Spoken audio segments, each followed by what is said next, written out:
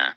Jadi ini bisa menjadi satu catatan bagi kita bahwa di Matius 6 ayat 11 sampai 13 itu ada satu pola yang pertama itu memperhatikan nama Allah, kerajaan Allah dan kehendak Allah ya.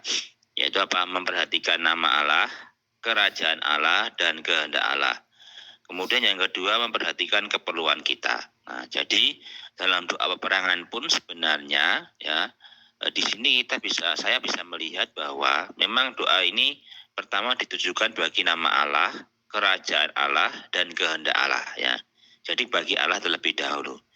Tapi yang kedua ternyata juga memperhatikan keperluan kita ya. Artinya walaupun ini adalah pola doa peperangan, tetapi di situ Tuhan juga masih memperhatikan keperluan kita ya. Mengenai makanan yang secukupnya yang Tuhan berikan hari ini ya. Tuhan ingin agar supaya kita tidak khawatir ya akan segala sesuatu yang menjadi kebutuhan kita ya. Puji Tuhan, ini luar biasa ya. Saya sangat terjamah ya di Matius 6 ayat 11 sampai 13 ini. Tuhan ya adalah Tuhan yang mengerti kebutuhan kita ya. Jadi walaupun kita berdoa bagi kepentingan Allah, otomatis ya itu juga Tuhan perhatikan keperluan kita. Nah, puji Tuhan ya. Hari ini Allah yang saya miliki adalah Allah yang memperhatikan ya. Tetapi Dia juga ingin supaya saya juga memperhatikan kehendaknya ya. Puji Tuhan saudara-saudara, semoga kita mengapresiasi ya doa peperangan seperti dalam Matius pasal 6 ini ya. Tetapi di sisi lain kita juga tidak perlu khawatir akan keperluan kita. Tuhan memperhatikannya. Amin. Amin. Tuhan Yesus. Saya sangat diterangi bahwa Tuhan saya itu Tuhan yang memelihara dari hari ke hari, dari jam ke jam, dari menit ke menit, dari detik ke detik. Bukan Tuhan yang menyuplai saya dengan keperluan berkat seminggu sekali atau sekali banyak, kemudian suruh nyimpen, dan saya bersandar pada deposito atau berkat yang sudah diberikan. Bukan.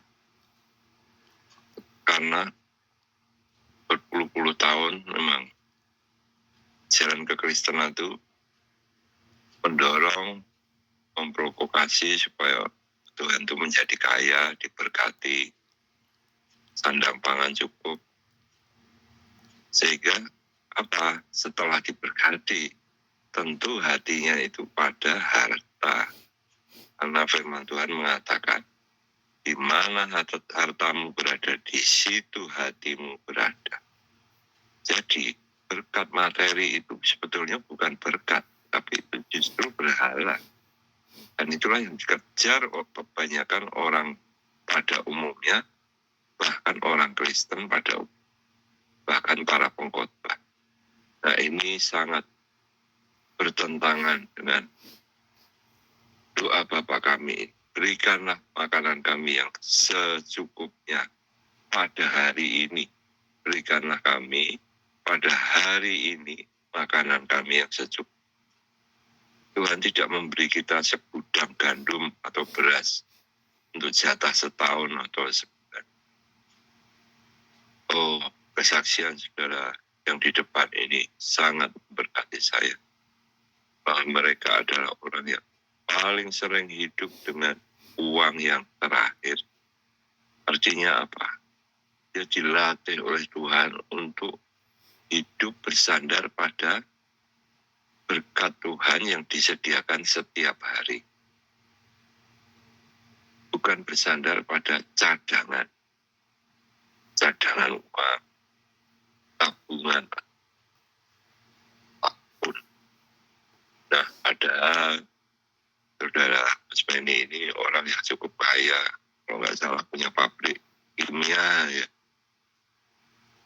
Bukan berarti Tuhan tidak bisa memberkati, tapi Tuhan mengajarkan sedemikian rupa sampai dia sering hidup dengan uang yang apa. Nah, ini pengajaran yang dalam, tapi pengajaran yang real, yang sederhana dari doa Bapak kami.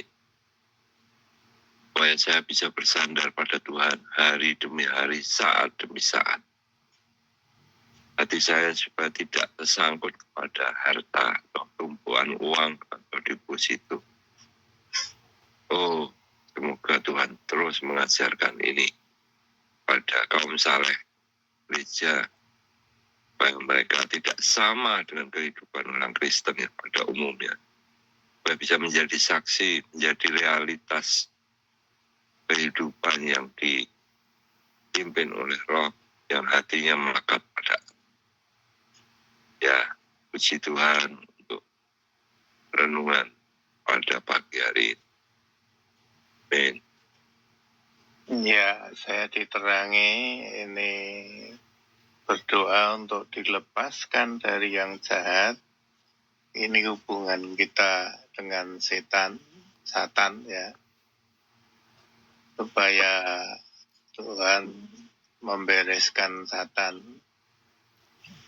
Doa Tuhan memperhatikan Allah Tritunggal, keperluan kita sehari-hari, ya, hubungannya dengan kita. Kemudian hubungan kita dengan Allah dan dengan orang lain. Jadi semua dibereskan oleh Tuhan.